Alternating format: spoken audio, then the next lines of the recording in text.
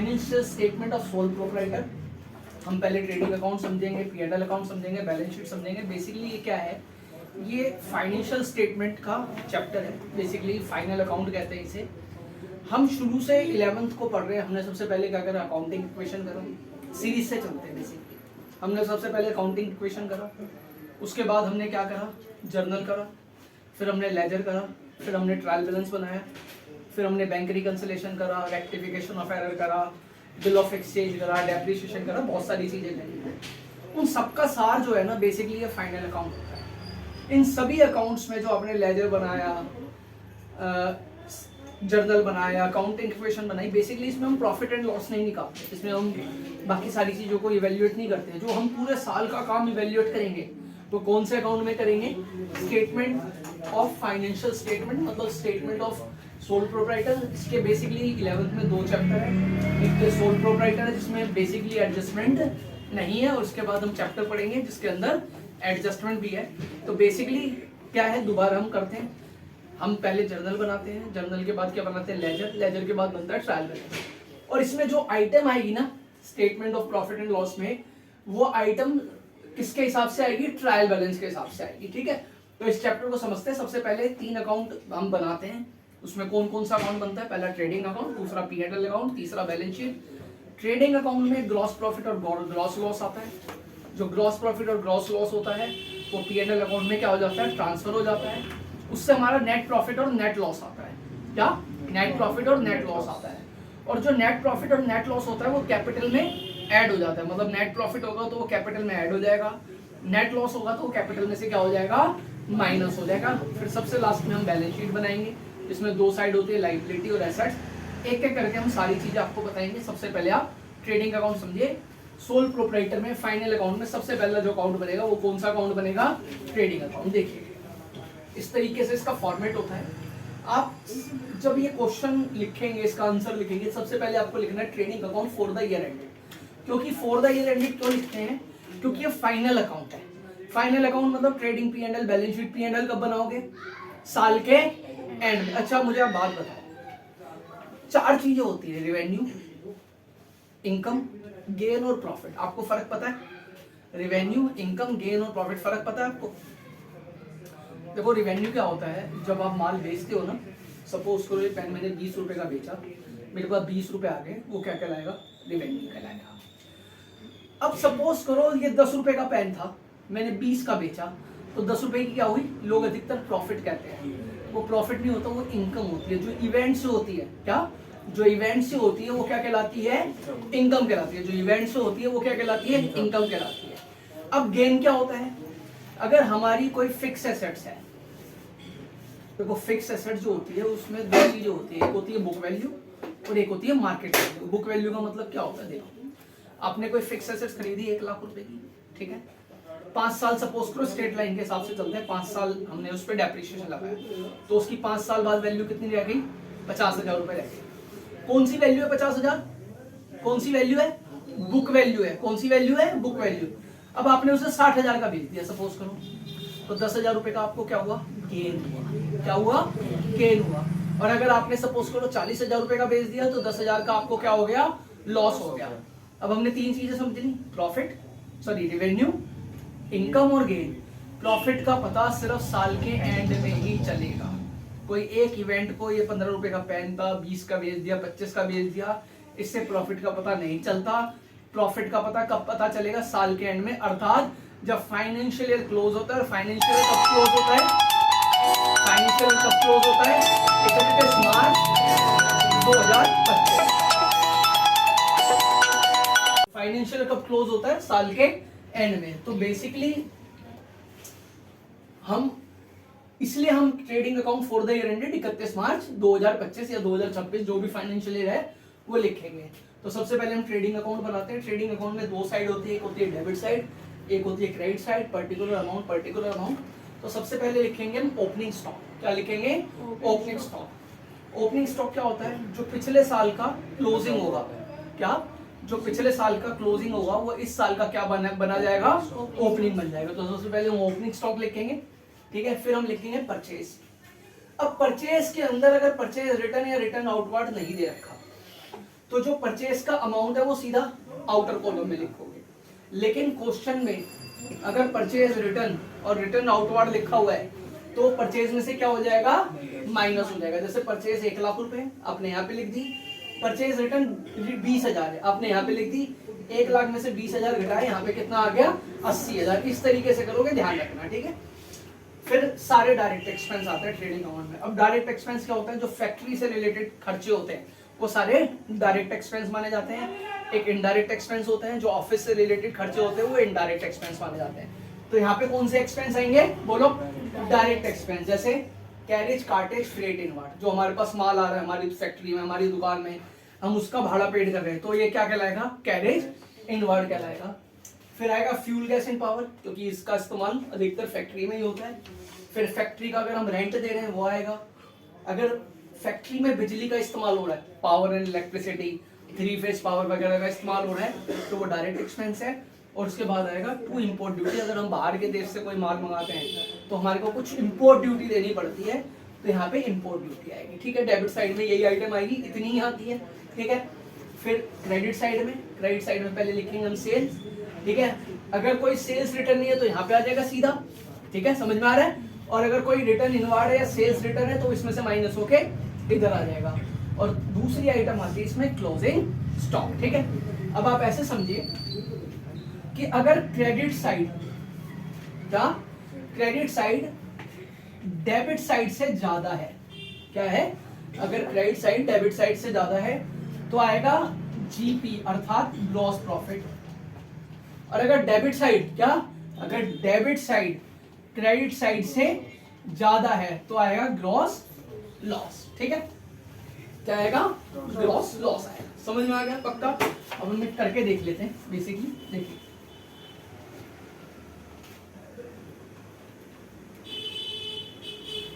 ठीक है। Purchase suppose करो ओपनिंग स्टॉक है 20,000 रुपए का, परचेज है 1 लाख रुपए की, 20,000 इसमें से माइनस हो गए परचेज रिटर्न के, यहाँ पे हो गया 80,000, ठीक है। अब सपोज करो इसका 20,000 है खर्चा, इसका 10,000 है, इसका 5,000 है, इसका 5,000 है और इसका 10,000। ये सारी आइटम का जो भी अमाउंट है मैंने डाल दिया। अब सेल्स का कितना है, सेल्स का सपोज करो 2 लाख रुपए है, ठीक है। 50,000 की इसमें सेल्स रिटर्न हो गई, यहाँ पे आ जाएगा 1,50,000 रुपये। और सपोज करो हमारे 50,000 रुपये क्लोजिंग स्टॉक, ठीक है। अब ये सारी आइटम आ गई। अब इसमें लिखने से पहले आप साइड में कैलकुलेशन कर दो ताकि आपको पता चल जाए, क्योंकि फिर काटने पीटने में बड़ा बुरा सा लगता है। तो आप इस तरफ का टोटल करो, तो इस तरफ का टोटल कितना आ रहा है, क्रेडिट साइड का 2 लाख, आप पहले ऐसे लिख लीजिए। फिर आप डेबिट साइड का करें 1 लाख, 1,20,000, 1,30,000, 1,40,000, 1,50,000। तो डेबिट साइड का टोटल कितना आ रहा है, 1,50,000। अब इसको क्लोज कैसे करेंगे, जैसे आप लेजर करते थे उस हिसाब से क्लोज होगा। यहाँ पे कितना लिखेंगे, 2 लाख। यहाँ भी कितना लिखेंगे, अब क्या पता चला है, क्रेडिट साइड डेबिट साइड से ज्यादा है, तो हमारे को क्या हो जाएगा, बेसिकली ग्रॉस प्रॉफिट आएगा। तो कैसे लिखेंगे, 2GP transfer to P&L account, क्योंकि जो ग्रॉस प्रॉफिट होते हैं वो किसमें ट्रांसफर हो जाते हैं, प्रॉफिट एंड लॉस अकाउंट में। तो यहाँ पे 50,000 रुपए का क्या आ जाएगा, प्रॉफिट आ जाएगा। और अगर डेबिट साइड ज्यादा है, सपोज करो 2,50,000 की है, तो इधर क्या आ जाएगा, बाई ग्रॉस लॉस हो जाएगा। तो इस तरीके से आपने देखा कि हम ट्रेडिंग अकाउंट को किस तरीके से बनाते हैं। अब हम अगले पार्ट में P&L अकाउंट को समझेंगे। ट्रेडिंग अकाउंट में जब आप परचेज वगैरह सारी आइटम लिखेंगे तो कई बार क्या है, ट्रायल बैलेंस में एक आइटम है एडजस्टेड परचेज। तो हमने यहाँ पे क्या बताया आपको, क्लोजिंग स्टॉक आता है ट्रेडिंग अकाउंट में। अगर क्वेश्चन के अंदर एडजस्टेड परचेज लिखा है तो हमारे को इसको किस तरीके से निकालना पड़ेगा, इसका क्या ट्रीटमेंट होता है। तो आप एडजस्टेड परचेज निकालने के लिए क्या फार्मूला लिखाओगे, net purchase plus opening stock minus closing stock. जब ये सारा लगाओगे नेट परचेज में ओपनिंग और क्लोजिंग स्टॉक माइनस करोगे तो आपकी नेट परचेज या सॉरी एडजस्टेड परचेज आएगी। और जो एडजस्टेड परचेज आएगी उसे ट्रेडिंग अकाउंट की डेबिट साइड में दिखाया जाता है, ठीक है। लेकिन एक और चीज समझिए, अगर एडजस्टेड परचेज आ रही है, क्या आप एडजस्टेड परचेज को ट्रेडिंग अकाउंट में दिखा रहे हो जिसमें नेट परचेज, ओपनिंग स्टॉक और क्लोजिंग स्टॉक को माइनस करके दिखाओगे तो फिर क्लोजिंग स्टॉक नहीं आएगा। क्या? क्लोजिंग स्टॉक और ओपनिंग स्टॉक नहीं आएगा, क्योंकि आप एडजस्टेड परचेज में नेट परचेज, ओपनिंग और क्लोजिंग को सब चीजों को मर्ज कर रहे हो, तो ये दोनों चीजें ना ये दिखाई देगा, ना ये दिखाई देगा, ना ये दिखाई देगा, ये फार्मूले में आएगा। ठीक है, आपको सिर्फ क्या दिखाना है, ट्रेडिंग अकाउंट की डेबिट साइड में क्या दिखाओगे, एडजस्टेड परचेज। और ये परचेज, नेट परचेज का मतलब क्या है कि परचेज में से क्या माइनस कर दो, परचेज रिटर्न, तो हमारा क्या आ जाता है, नेट परचेज आ जाता है। ठीक है,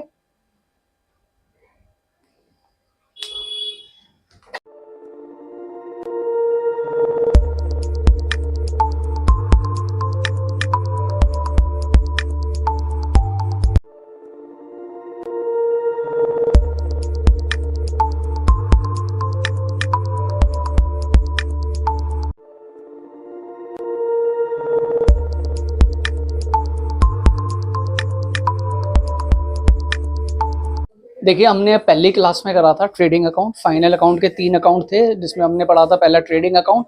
आज हम पढ़ेंगे trading account, sorry profit and loss account और बैलेंस शीट। तो प्रॉफिट एंड लॉस अकाउंट क्या होता है, प्रॉफिट एंड लॉस अकाउंट को कहते हैं लाभ और हानि खाता हिंदी में। इस अकाउंट से ही आपका नेट प्रॉफिट और नेट लॉस निकलता है, और नेट प्रॉफिट और नेट लॉस ही आपने वैसे पिछली क्लास में ट्रेडिंग अकाउंट पढ़ा था तो उसमें ग्रॉस प्रॉफिट और ग्रॉस लॉस देखा था। ग्रॉस प्रॉफिट और ग्रॉस लॉस एक्चुअल प्रॉफिट और लॉस नहीं होता, जो एक्चुअल प्रॉफिट और लॉस होता है वो नेट प्रॉफिट और नेट लॉस होता है, और किस अकाउंट से आएगा, P&L अकाउंट से आएगा, अर्थात प्रॉफिट एंड लॉस अकाउंट से आएगा। तो बड़ा इंपॉर्टेंट ये है चीज प्रॉफिट एंड लॉस अकाउंट, क्योंकि जो प्रॉफिट एंड लॉस अकाउंट से नेट प्रॉफिट और नेट लॉस आएगा वो आपकी कैपिटल में ऐड हो जाएगा या माइनस होगा। जब प्रॉफिट होगा तो आपकी कैपिटल क्या हो जाएगी, ऐड हो जाएगी, और जब लॉस होगा तो कैपिटल क्या हो जाएगी, माइनस। ये हमने पहले भी समझा हुआ है अकाउंटिंग इक्वेशन वाले चैप्टर में।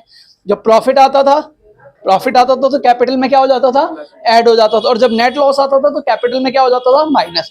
अब एक बार प्रॉफिट एंड लॉस अकाउंट देखते हैं। देखिए ये फॉर्मेट है, ठीक है, आप नोट कर देंगे। बेसिकली सबसे पहले क्या होता है, अगर ट्रेडिंग अकाउंट में लॉस आता है तो वो डेबिट साइड में आता है, क्योंकि all expenses and loss are debited. अगर प्रॉफिट आता है तो कौन सी साइड में आएगा, क्रेडिट। या तो प्रॉफिट आएगा या लॉस आएगा, दोनों चीजें एक साथ नहीं आएंगी। ठीक है, फिर अब इधर लिखते हैं इनडायरेक्ट एक्सपेंस। क्या लिखते हैं, इनडायरेक्ट। डायरेक्ट एक्सपेंस आपको पता है जो फैक्ट्री से रिलेटेड, मैन्युफैक्चरिंग से रिलेटेड खर्चे होते हैं वो आपके सारे डायरेक्ट एक्सपेंस कहलाते हैं, और जो ऑफिशियल खर्चे होते हैं मैन्युफैक्चरिंग के बाद जो खर्चे चालू होते हैं वो सारे क्या कहलाते हैं, इनडायरेक्ट एक्सपेंस। ठीक है, तो कौन कौन से हैं जरा समझते हैं। पहला है सैलरी, जो हम किसी को सैलरी देते हैं, आपको पता ही है।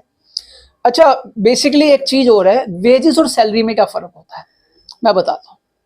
देखिए आप ऐसे भी समझ सकते हैं, वैसे वेजेस तो हम जो डेली देते हैं वो होता है, और जो सैलरी हम मंथली देते हैं वो होता है, लेकिन एक और फर्क है, जो शरीर से काम लेता है, क्या, जो शरीर से काम लेता है उसको हम देते हैं वेजेस, और जो दिमाग से काम लेता है उसे देते हैं हम सैलरी। देखो मजदूर वगैरह क्या करते हैं, अधिकतर शरीर से काम लेते हैं, डेली काम करते हैं, डेली पैसे ले जाते हैं, डेली काम करते हैं, कहते हैं ना डेली काम करना है, डेली पैसे ले जाने, डेली काम करना है, अब सर हमारे 3 दिन के पैसे हो गए दे दो, क्योंकि उन्हें रोज के खर्चों को चलाने के लिए अपने पैसे लेने पड़ते हैं। लेकिन जो सैलरी वाला होता है वो पूरे महीने के बाद लेता है। तो क्या, जो शरीर से काम लेता है वो वेजेस। वेजेस क्या होता है, एक डायरेक्ट एक्सपेंस होता है, और जो दिमाग से काम लेता है वो सैलरी। अगर कोई अकाउंटेंट होगा वो 2 दिन के पैसे लेगा, वो क्या लेगा, सैलरी।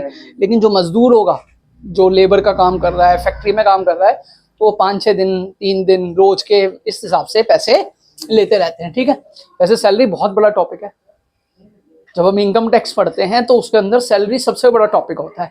तो सैलरी बड़ा इंपॉर्टेंट है, लेकिन फिलहाल ये इनडायरेक्ट एक्सपेंस है। दूसरा और है रेंट। अगर हम किसी को क्या दे रहे हैं, रेंट दे रखे हैं, हमने कोई बिल्डिंग ले रखी है, फैक्ट्री ले रखी है, अगर उसको हम रेंट दे रहे हैं, सॉरी फैक्ट्री नहीं, बिल्डिंग ले रखी है उसका रेंट दे रहे हैं, तो इनडायरेक्ट एक्सपेंस है। प्रिंटिंग एंड स्टेशनरी, स्टेशनरी का जो खर्च होगा, प्रिंटिंग का खर्च होगा। पोस्टेज एंड कोरियर, पोस्टेज कहाँ से होती है, डाकखाने से, पोस्ट ऑफिस से, और कोरियर क्या होता है, प्राइवेट होता है। इसके भी जो चार्ज दोगे वो क्या होते हैं, indirect expense. Telephone and internet expenses, insurance expense. देखिए समझिए, ये इंश्योरेंस एक्सपेंस कौन से एक्सपेंस है, ये इंश्योरेंस एक्सपेंस पर्सनल इंश्योरेंस का एक्सपेंस नहीं है। अगर हम पर्सनल इंश्योरेंस करवाते हैं तो वो हो जाता है ड्राइंग। ये हमने फर्म का इंश्योरेंस करा रखा है, किसी गुड्स का करा रखा है, लेबर का करा रखा है, एम्प्लॉयड का करा रखा है, या फैक्ट्री की बिल्डिंग का, सॉरी ऑफिस की बिल्डिंग का करा रखा है, ये वो है। अगर हम पर्सनल करवाते हैं तो वो इसमें नहीं आएगा, वो क्या माना जाएगा, बोलो, ड्राइंग माना जाएगा। ठीक है, समझ में आया? ठीक है जी। फिर रिपेयर, कोई टूट फूट हो गई। डेप्रिसिएशन आपको पता ही है, loss of the value of fix assets. Interest, हमने बैंक से कोई लोन लिया, उसके ऊपर क्या दे रहे हैं, इंटरेस्ट। किसी से लोन लिया, उसके ऊपर क्या दे रहे हैं, इंटरेस्ट। तो हमारे लिए इनडायरेक्ट एक्सपेंस है। ठीक है। फिर बैड डेब्ट्स। बैड डेब्ट्स क्या होता है, जो पैसा हमारा डूब गया, जो पैसा हमारा डूब गया, हमारे को पता है कि वो पैसा अब नहीं आएगा, तो हमारे लिए क्या हो जाता है, लॉस हो जाता है। P&L अकाउंट में दो आइटम आती है, एक तो आता है एक्सपेंस और एक आते हैं लॉस। अधिकतर एक्सपेंस होते हैं, कुछ लॉस है, तो बैड डेब्ट्स एक तरीके का क्या होता है, लॉस होता है। ठीक है। फिर आता है जर्नल एक्सपेंस, छोटे मोटे जो खर्चे होते हैं उन्हें जर्नल या ऑफिस एक्सपेंस में डाल देते हैं। अगर इलेक्ट्रिसिटी एक्सपेंस, अगर बिजली का इस्तेमाल हो रहा है ऑफिस में, इलेक्ट्रिसिटी। फ्रेट आउटवर्ड, आपका माल जा रहा है, आपका माल जा रहा है। देखिए क्या होता है, एक होता है फ्रेट इनवर्ड या कैरेज इनवर्ड या कार्टेज। दुकान में माल आ रहा है, फैक्ट्री में माल आ रहा है, हम उसका भाड़ा दे रहे हैं, तो इट इज कॉल्ड इनवर्ड। एक होता है आउटवर्ड, मेरे यहाँ से माल जा रहा है। देखो, जब मेरे यहाँ से माल जाता है, सपोज करो मेरी आटे की दुकान है, अगर आप आटा खरीदने आए 5-10 किलो लिया तो आप खुद ही लेके जाओगे। अब आपने कहा कि भाई 50 किलो आटा भेज दो, तो मैं पूछूंगा जी क्या काम है, 50 किलो एकदम बड़ा ऑर्डर, जी हम भंडारा लगा रहे हैं, आप भेज दो। तो मैं उन्हें कहूँगा जी ठीक है, आप मुझे एड्रेस दे दो, मैं भेज दूँगा। मैंने रिक्शा वाले को बुलाया, मैंने 50 किलो आटा इनके घर पे दे के आइए। तो रिक्शा वाला पता है क्या सवाल पूछेगा, भाड़ा कौन देगा, रिक्शा का भाड़ा कौन देगा। अब बेसिकली क्या होता है, रिक्शा का भाड़ा आप ही दोगे, आप माल मंगा रहे हो। लेकिन मैं कहता हूँ ऑर्डर बड़ा है, धर्म के काम में भी लग रहा है, तो भाड़ा मैं दे दूंगा। तो बेसिकली माल पहुंचाने का भाड़ा कौन दे रहा है, मैं दे रहा हूं, जो माल सेल कर रहा है, तो इट इज कॉल्ड आउटवर्ड। और अगर वही देगा तो कुछ नहीं है, अगर वो देगा तो कुछ नहीं है, भाई मेरी जेब से क्या पैसा जा रहा है। तो अगर मैं दे रहा हूं, जैसे होता है ना, आपके घर पे कोई खाने का सामान मंगाते हो, तो कहते नहीं है 200 रुपए से ऊपर का ऑर्डर आपके घर पे फ्री होम डिलीवरी होगा। तो फ्री होम डिलीवरी होगा, लेकिन फ्री तो नहीं होता ना, लेबर भी रखनी पड़ेगी, लड़का भी रखना पड़ेगा, बाइक से भी आएगा, तो सारे खर्चे करने पड़ेंगे ना, तो it is called freight outward. ठीक है, ठीक है। फिर उसके बाद डिस्काउंट अलाउड, आपने कोई माल खरीदा, उस पर आपको डिस्काउंट मिल गया या कमीशन मिली। कमीशन क्या होती है, जो हमारा माल बिकवाता है, तो कई बार कहता है मुझे कुछ कमीशन चाहिए, तो बेसिकली ये कमीशन होती है। ठीक है। एडवर्टाइजमेंट पे खर्चा करा, स्टाफ वेलफेयर एक्सपेंस, चाय नाश्ते का खर्चा, स्टाफ के वेलफेयर के लिए कोई काम करा, तो स्टाफ वेलफेयर एक्सपेंस होता है। सेलिंग एंड डिस्ट्रीब्यूशन, मतलब माल को सेल करने के लिए, डिस्ट्रीब्यूट करने के लिए जो खर्चा होता है, वो हमारा सेलिंग एंड डिस्ट्रीब्यूशन एक्सपेंस होता है। लीगल चार्ज, कई बार है ना, कोई एफिडेविट बन रहा है फर्म का, तो उसमें क्या होता है, लीगल डॉक्यूमेंट्स लगते हैं। क्या लगते हैं, कोई एफिडेविट बन रहा है, कोर्ट से कोई काम है, कुछ भी चीज है, तो उसमें लीगल डॉक्यूमेंट्स लगते हैं। अब उन डॉक्यूमेंट्स का क्या होता है, खर्चा होता है, तो बेसिकली वो क्या होता है, बोलो, लीगल चार्जेस। ठीक है। दूसरा होता है ऑडिट चार्जेस। ऑडिट चार्जेस क्या होता है, देखिए जो फर्म होती है ना और कंपनियां होती है, एक सर्टेन लिमिट से ऊपर उनको अपने अकाउंट्स का ऑडिट करवाना पड़ता है। और ऑडिट कौन करता है, सीए, बेसिकली ऑडिटर करता है, लेकिन कौन करता है, सीए। अब वो ऑडिट करने के लिए अलग से चार्जेस लेता है। कई फर्में, कई कंपनियां जो होती है बड़ी बड़ी, वो तो अपना सीए रखती है, लेकिन जो फर्म होती है वो सीए नहीं रखती, वो उनको ऑडिट करवाना पड़ता है। तो ऑडिट के कुछ चार्ज लगते हैं, एक क्लास में बताऊंगा कि ऑडिट का मतलब क्या होता है, उसके कुछ चार्ज लगते हैं। तो वो चार्ज क्या है, वो चार्ज इनडायरेक्ट एक्सपेंस है। ठीक है, जो आपको नहीं समझ में पूछ सकते हो। ठीक है। टू कन्वेंस एक्सपेंस, अब आपके ऑफिस का कोई काम था, आपको बुलाया ऑफिस वालों ने, बॉस ने बुलाया, कह रहे भाई ये लेटर है, इसे आईटीओ देके आना है। अब बस से जाओगे, ऑटो से जाओगे, मेट्रो से जाओगे, कैसे भी जाओगे, आने जाने का खर्चा कौन देगा, आने जाने का खर्चा कौन, आप नहीं दोगे, आप क्यों दोगे, फर्म का काम है, आप क्यों पैसे दोगे, खर्चा देगी फर्म। क्या खर्चा देगी, फर्म। तो फर्म अगर आने जाने का किसी भी चीज का खर्चा दे रही है तो कन्वेंस एक्सपेंस लोकल के लिए। अब टूर्स एंड ट्रैवलिंग क्या है, कई बार क्या होता है, फर्म के काम से आपको आउट ऑफ द स्टेशन भी जाना पड़ता है, वहां पे ट्रेन का, होटल में रहने का, जो भी होता है, वो सारे खर्चे क्या कहलाते हैं, टूर्स एंड ट्रैवलिंग। हाँ, वो फर्म देती है, वो क्या कहलाता है, टूर्स एंड ट्रैवलिंग।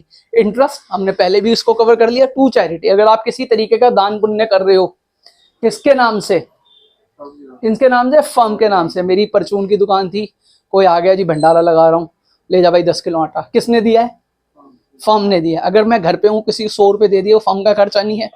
मेरे माता पिता ने दे दिए, वो फर्म का खर्चा नहीं है। मैंने क्या दिया है? अच्छा चलो बेसिकली देखते हैं। मेरी शॉप है परचून की, ठीक है। अब वहां पे कोई बंदा आ गया, कह रहा जी मैं भंडारा लगा रहा हूँ, तो एक तो मैंने उसे 500 रुपए दे दिए कैश, तो क्या जर्नल एंट्री होगी? जर्नल एंट्री क्या होगी बोलो? जर्नल एंट्री होगी charity account debit to cash.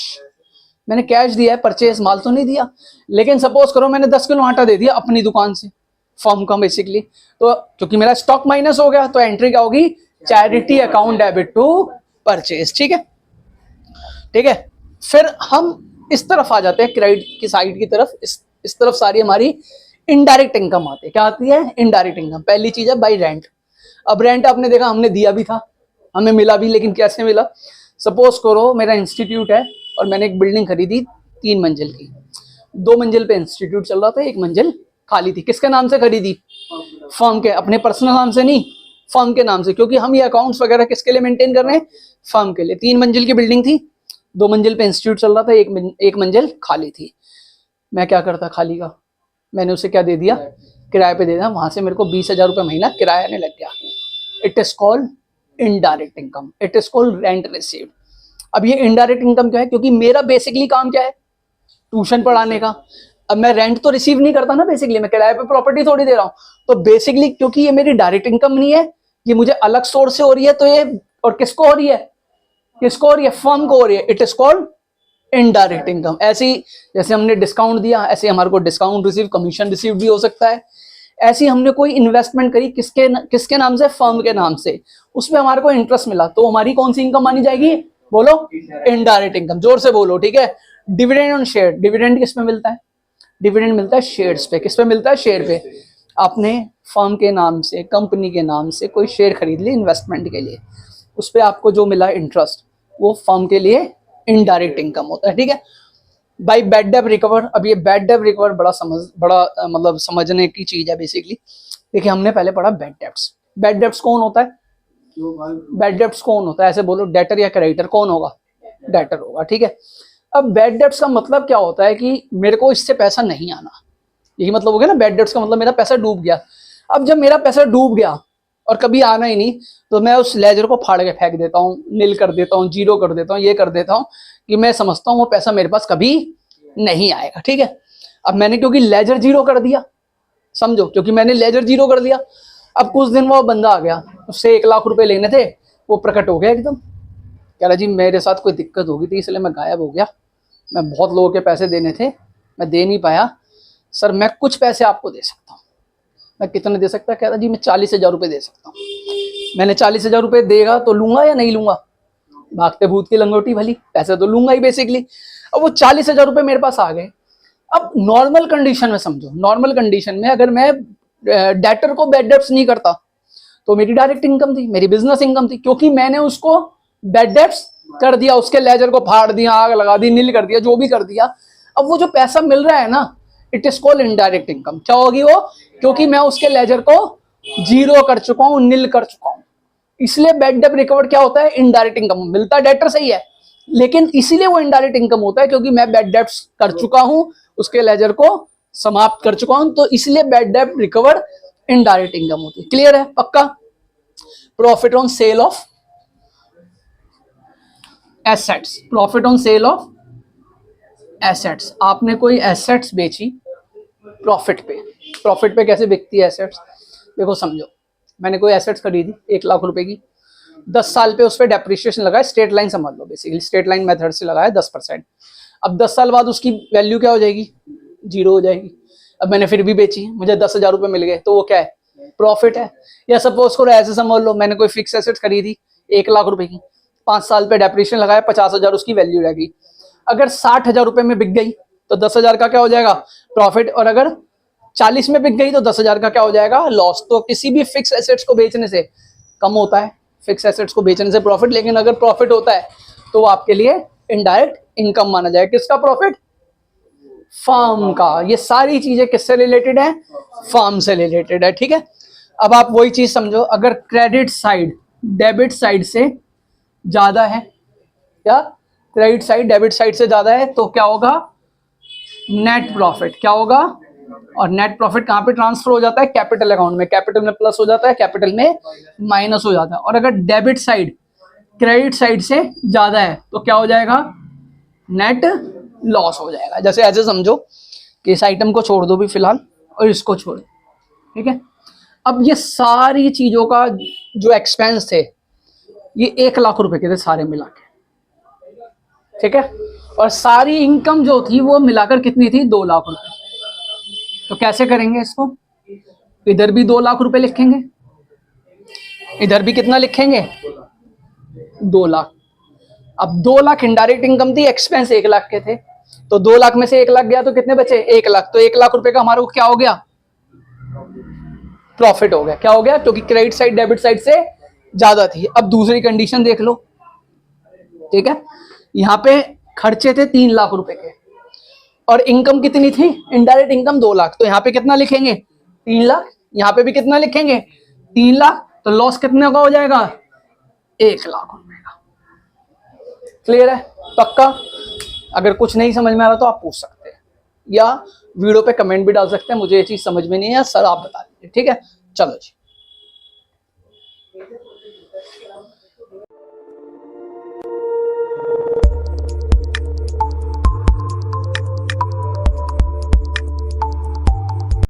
अब हम समझेंगे फॉर्मेट ऑफ बैलेंस शीट, क्योंकि फाइनेंशियल अकाउंट में मेन 3 अकाउंट बनते हैं। कौन कौन सा, पहला ट्रेडिंग अकाउंट, दूसरा P&L, ट्रेडिंग भी करा दिया, P&L भी करा दिया, आप वीडियो में देख सकते हैं।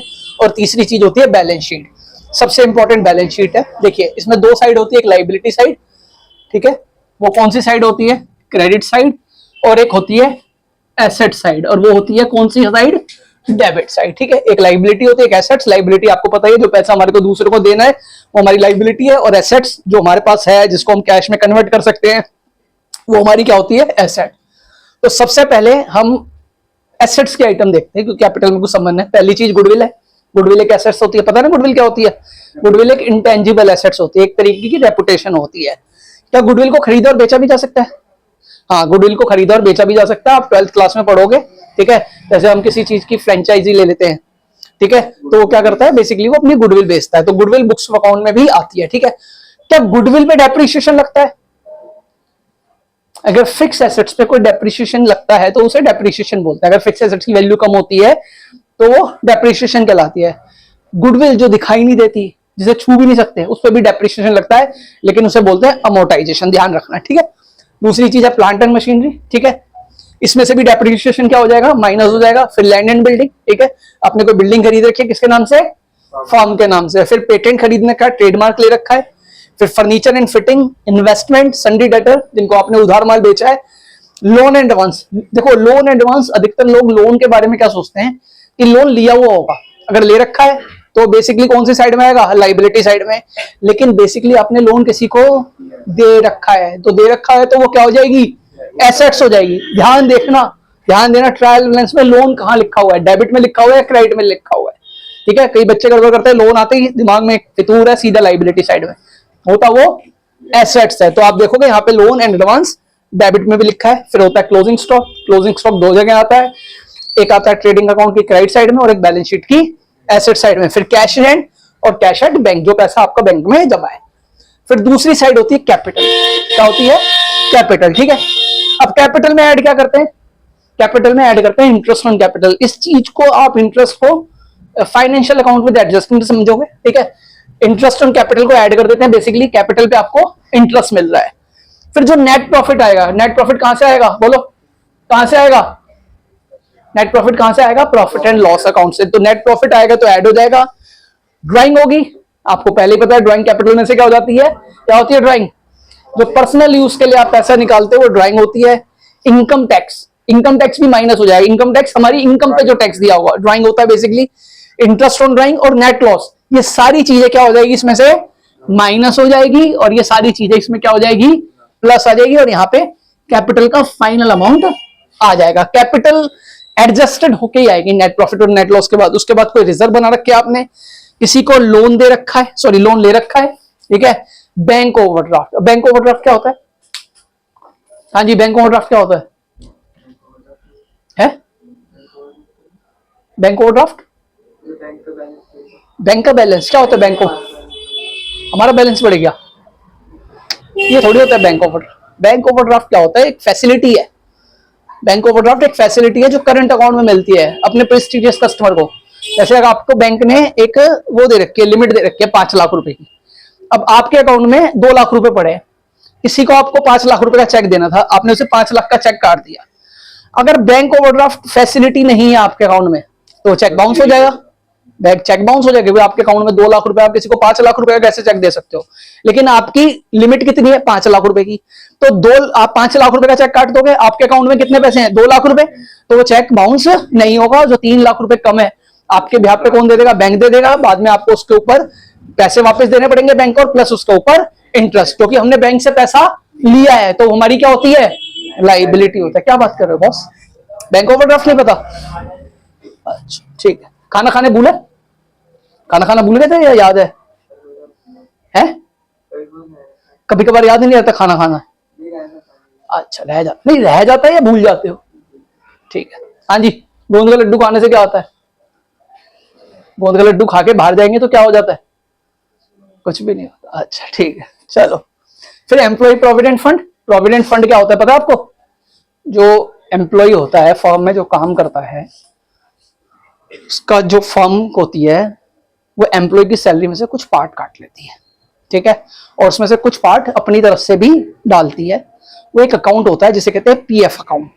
वो उस अकाउंट में पैसा जमा होता रहता है कि कंपनी ने एम्प्लॉय का काटा है और उससे आगे वो जमा करना है, तो इसलिए उसकी क्या होती है? वो क्या होती है? नहीं समझ में आया? बोलो, नहीं समझ में आया? देखो समझो, आपकी सैलरी है, सपोज करो काट दो 20,000 रुपए, ठीक है, 20,000 रुपए है, और सपोज करो मैं आपका 500 रुपए काट रहा हूं हर महीने पीएफ के नाम का, फर्म काट रही है, तो आपको कितना मिलेगा? 19,500 रुपए। ये 500 रुपए है ना, आपका किस अकाउंट में जमा हो जाएगा? पीएफ अकाउंट में। इसमें कुछ फर्म भी कंट्रीब्यूट करेगी। ये 500 रुपए का अलग अकाउंट खुलता है पीएफ अकाउंट, क्योंकि 500 रुपए किसने काटा है? आपकी सैलरी का किसने काटा है? फर्म ने। तो जब तक वो पीएफ अकाउंट में जमा करेगी नहीं तब तक वो उसकी क्या हो जाएगी? लाइबिलिटी हो जाएगी, ठीक है। और अगला होता है सन्ड्री क्रेडिटर, जिन लोगों को आपको पैसा देना होता है। अब ये सारी आइटम लिखोगे। अगर क्रेडिट साइड, लाइबिलिटी साइड और एसेट साइड अर्थात डेबिट साइड का बैलेंस आपस में मैच हो रहा है तो आपका सवाल ठीक है, नहीं तो कुछ तो गड़बड़ है दया। अब वो गड़बड़ कहां से निकालोगे? अब देखो ऐसे समझो कि अगर कोई प्रैक्टिकल कर रहा है, यहाँ पे तो आपको फाइनेंशियल स्टेटमेंट कर रहे हो ना, ट्रायल बैलेंस देखा, उससे ट्रेडिंग P&L बैलेंस शीट। अब प्रैक्टिकल में क्या होगा? अगर बैलेंस शीट में कुछ गड़बड़ हो गई तो वो देखेगा सबसे पहले जर्नल, फिर देखेगा लेजर, फिर देखेगा ट्रायल बैलेंस, फिर देखेगा ट्रेडिंग अकाउंट, फिर देखेगा बैलेंस शीट, फिर सॉरी P&L अकाउंट, फिर बैलेंस शीट, उससे रिलेटेड जितनी भी आइटम है, डॉक्यूमेंट्स वगैरह देखेगा। इसमें 10,000 का लिखा, आपने 9,000 का लिख दिया, उससे कितनी सारी चीजें चेक करनी पड़ेगी। इसलिए अकाउंट्स का काम बड़ी सावधानी पूर्वक करना चाहिए, क्योंकि एक गड़बड़ हो जाएगी ना तो आपको सारी चीजें चेक करनी पड़ेगी। जैसे आप क्वेश्चन करोगे, बैलेंस शीट में पहुंच गया, बैलेंस शीट मैच ही नहीं हो रही, तो क्या करना पड़ेगा? P&L, ट्रेडिंग, सारी चीजें दोबारा से चेक करनी पड़ेगी। कितना टाइम लगेगा? टाइम ज्यादा लगेगा ना, तो आपके एग्जाम का टाइम क्या हो रहा है? खराब हो रहा है। तो बेसिकली धीरे धीरे करो। अगर आपकी एफिशिएंसी नहीं है तो धीरे धीरे करो, गड़बड़ मत करो कि गलत हो जाएगा फिर उसे ठीक करेंगे, उसमें फिर कटिंग करेंगे, ये चीजें करेंगे, ये चीजें मत करो। तो इस तरीके से आपका final account without adjustment, trading, P&L, balance sheet मैंने आपको करवा दिया है। आपको अच्छे से समझ में आ गया होगा, नहीं आया तो आप कमेंट भी कर सकते हो, पूछ भी सकते हो। अब नेक्स्ट क्लास में हम विद एडजस्टमेंट करेंगे, एक एक क्लास में 5-5, 6-6 एडजस्टमेंट हम जरूर करेंगे, ठीक।